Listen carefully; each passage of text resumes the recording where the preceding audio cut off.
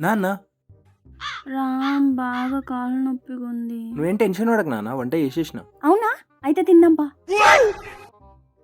ఇప్పుడే కదా కాళ్ళు నొప్పి అన్నావు. ఇప్పుడే కొంచెం తగ్గింది. Later that same evening.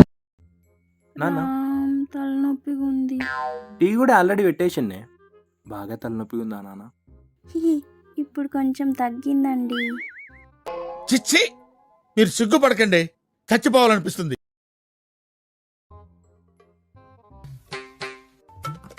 Ram ఏమైంది నాన్న?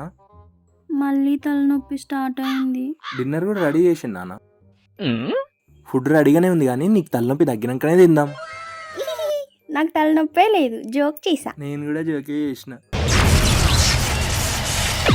లేకపోతే కరెక్ట్ లంచ్ రెడీ చేసే టైంకి కాలు నొప్పి వచ్చిన అది.